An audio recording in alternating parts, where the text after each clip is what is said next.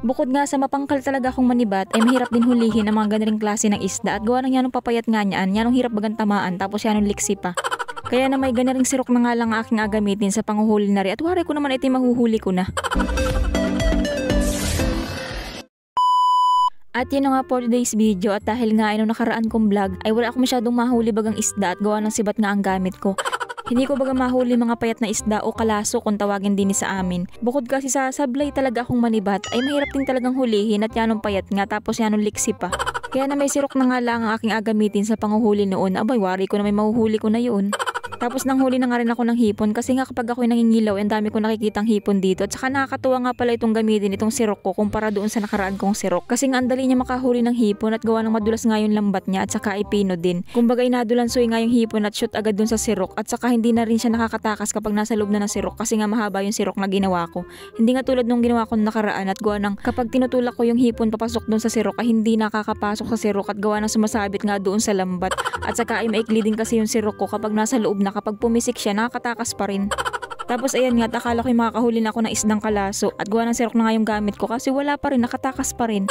Talagang hindi nasibat yung problema o yung sima, talagang ako ni may problema. Tapos ayun nga at nahuli ko rin naman, nagpahabol pa. Ang mga ganda rin nga palang klase ng isda ay kadalasan makikita yan ay sa buhanginan tapos bumabalay din sila sa buhangin. Meron din naman sa batuhan kaya nga lang medyo madalang. At saka masyado silang maliksi kapag asibatin mo. At saka kahit tamaan mo sila ng sibat ay nakakawala pa rin at gawa na napipigtal nga kasi yan ang payat ng katawan nila. O baka sabihin na naman ng iba dyan, hinuli ko na agad ay payat pa, hindi ko muna hinintay na tumaba. Eh ganyan lang po talaga ang kanilang pangangatawan. Kapag nga kami nahingilaw at nakakita kami yan ay talagang kinukuha namin yan kasi nga masarap yan iprito, lalo na kapag apalutungin mo. Bali nakakita nga rin pala ako dito ng isdang maming, ayan nakasandal doon sa may bato. Hindi nga lang pala masyado makita kasi nga lumabo na yung tubig. Tapos ayan nga tinulak ko lang siya ng paa ko papunta doon sa sirok at ayun nga at nahuli ko naman. Mas maganda nga talagang gamitin ang sirok o sima kaysa baga sa sibat kasi nga ang sibat ay naku kaliskis lang ang aking lagi inatamaan. Nga pala aring isdang maming ay parang katulad lang din niya ng lasa ng isda na nahuli ko noong nakaraan kong vlog. Nung ako ay nagganga ng isda, kung napanood niyo po yun, yung isda baga doon na hindi ko alam yung pangalan. Halos pareho lang sila ng lasa. Bali pagpasensyahan nyo na nga pala kung ang content ko lagi ay puro na lang sa pangingilaw kasi nga ay ginugunaguna ko na. Kumbaga ay panahon lang kasi yan ng kalmahin ngayon. Kasi nga hanggang May na lang kami makapangilaw. Pagsapit nga ng June ay habagat na at hindi na kayo makapunta pa ng dagat at laging taglakas na yun. Kaya naman ay ang hanap buhay nga namin talaga sa dagat ay talagang seasonal lang. Kaya nga hanggat maaari ay inuuna ko munang i-share sa inyo yung mga pwedeng ulamin din sa dagat. Kumbaga sa kanala ang yung pwedeng ulamin sa lalauhan, sa palaisdaan at sa ilog. Kasi pwede ko naman yung gawin kahit habagat na. Kapag pinagsabay-sabay ko kasi ay pagsapit ng habagatin ay wala na akong ablag at ako'y nakatunganga na lang, gahintay na naman ulit ng kalmahin. Pero kapag panahon naman ng habagatin ay pwede pa naman kaming pumunta sa hibasanan. Kaya nga lang ay talagang puro kinasun lang ang aming mauulam at saka bangkalan kasi nga hindi na masyadong makita ang dagat. Kumbaga yung tubig ay napakalabo na hindi ka makakahuli ng isda. Pero kapag panahon nga ng habagat ay nakakapag-ulam pa rin naman kami ng mga isda. Bukod sa isda sa palaisdaan ay nakakapanghuli rin kami ng isda sa ilog. Yung bagang isdang banak kasi kapag panahon ng habagat ay sobrang labo ng tubig sa ilog at yan ang gustong-gusto ng banak. Lumalabas sila o sumisibad sila sa biwas kapag ganyang kalabo ang tubig sa ilog. Wari ko ay nauuto at akala nila yung pagkain laang, hindi nila alam na baliwas na pala yun.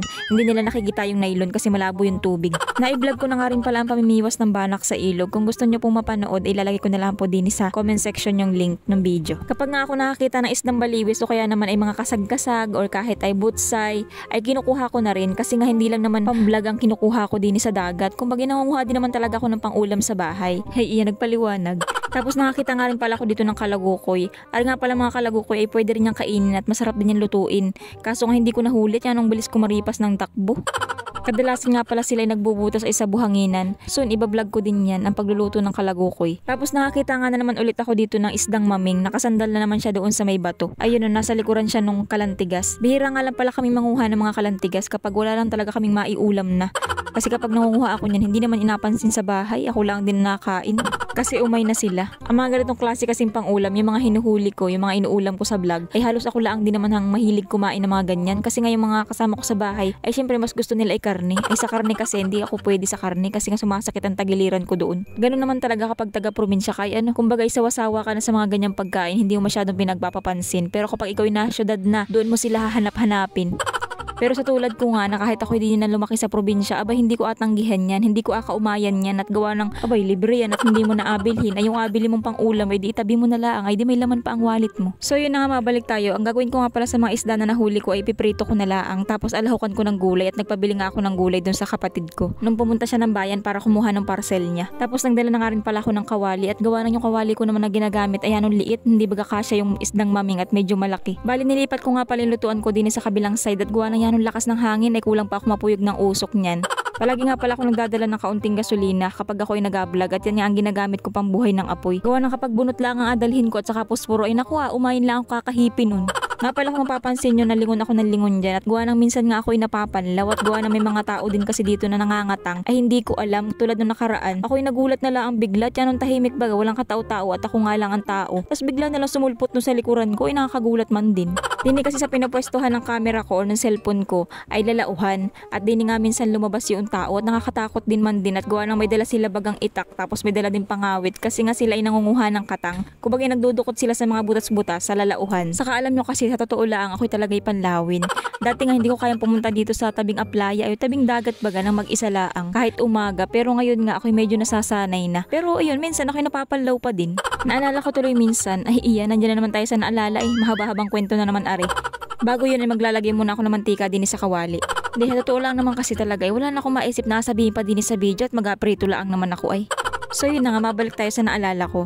Naalala ko dati, naranasan ko doon sa aking papag nung ako ay nag-voice over doon. Ay may narinig ako nakanta doon sa may puno. Yung puno baga na inapicturan ko lagi, yung mag-isa doon sa may dagat. Ayan, ito po yung puno na yun at naririnig ko nga kumakanta ay babae. Hindi ko naman maintindihan yung lyrics niya pero yung himig niya naririnig ko. At dahil nga alam ko naman talagang walang tao, ay naisip ko agad na hala baka si Reyna yun. Kaya naman kinuha ko nga agad ng cellphone ko at ibibideo ko nga. Aboy, malay mo, doon tayo mag-viral. Kaso pagpunta ko nga doon sa puno, wala namang tao, wala din kahit ano, pero nakanta. Abay, ayos din. So yun lang, share ko lang. Nanguha nga pala ulit ako ng panggatong kasi nga ang ginatong ko nga pala kanina ay kawayan at yan ang bilis nga palang mapugnaw. At kakadaldal ko nga ayan, muntik nang madurog yung isda, buti na lang hindi pa nadurog. Nailagay ko kasi agad yung isda, hindi pa mainit yung langis. Pero okay lang naman yan, isda pa rin naman yan kahit nadurog yan, ganun pa rin yung lasa nun. Alam niyo, pagdating sa mga lutong ulam ay talagang prito o nakakatamad gawin at gawa na yan ng hasol kasi pabalik-balik ka pabaga. Hindi katulad ng ibang luto na pakuluan mo lang ay ayos na, luto na. Nga pala rin mga nahuli kong hipon ay piprituhin ko na laang din at gawa ng masarap yan papakin kapag pinirito. Pero masarap nga din yung ilahok sa gulay, sa bihon o kaya naman ay sabawan. Pero masarap naman talaga ang hipon lalo't libre. Bali yung dinurog na maming nga pala ang aking alahukan laang na ring gulay tapos alagyan ko ng ketchup. At ganito kasi talagang ginagawa namin kapag kami nakahuli ng ganitong klase ng isda kasi nga medyo matabang ang lasa ng laman niya. Pag hindi naman prito o di kaya naman ay ginagawa namin ginanga para malasa yung laman. O di kaya naman minsan ay binibislad namin, binababad namin sa ricado bago namin tuyuin. Masarap nga pala itong tuyuin kasi nga makapal yung laman niya at malambot. Nga pala ang pagkakaluto ko dito ay sinahog ko din mismo yung isda para makuluan din siya. Ayaw ko kasi nung agaon mo lang ng sauce tapos abud-bud lang doon sa isda at hindi ko baga parang nalalasahan yung isda. I mean, gusto ko rin malasahan yung isda doon sa mismong sabaw niya. At dahil nga mahusay yung pagkakaprito ko sa isda at nadurog na nga, kaya naman hindi ko masyadong hinahalo para baga hindi masyadong lumahok yung tinik doon sa mismong gulay. At saka kung matinik man ako ay okay lang yun at ako lang naman yun, hindi naman kayo.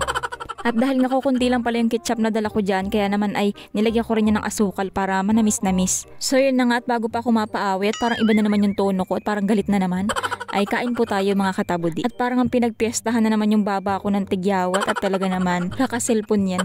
Paboritong linyahan ng mga nanay, kakaselpon mo yan. Masakit ang ulo ko, kakaselpon mo yan. Masakit ang mata ko, kakaselpon mo yan. Masakit ang katawan ko, paano tayo selpon ka ng selpon? Ay iyan, ang damay pa nga. Pero sa totoo lang, ganyan talaga si mama. Laging dinadamay yung aking cellphone. Pero minsan naman ay totoo din naman. Nga pala sa mga nagtatanong dyan kung iPhone daw ba ang ginagamit kong cellphone at yan ang linaw daw. Ay wow, sana all may pambili ng iPhone. Hindi po, Android lang po yung gamit ko. Redmi Note 10 Pro. O Redmi, baka naman. Ang dami na kayo lagi nagtatanong sa akin, hindi lang dito sa Facebook, sa YouTube, sa TikTok, at marami na rin ako napapabili na brand mo. Baka naman, yung pinaka-latest na Redmi lang sana. Char. Shoutout kay Jezebel Coros, Jan Sylvester Umali, Joel Mendoza, Eliomar Soniel, Ray Pedelino, Jetro Javi Cortez, Roan Flores, Alex Aquino, Eha Orsabia at kay Dokaga Kaido.